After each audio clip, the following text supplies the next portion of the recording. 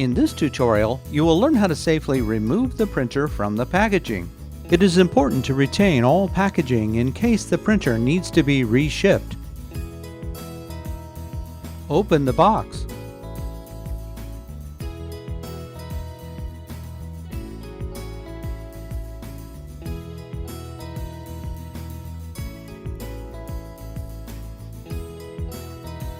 Remove the setup guide.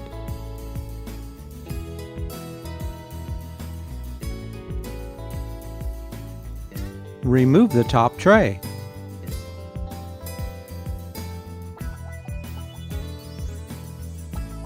Remove the printer in the bag from the box.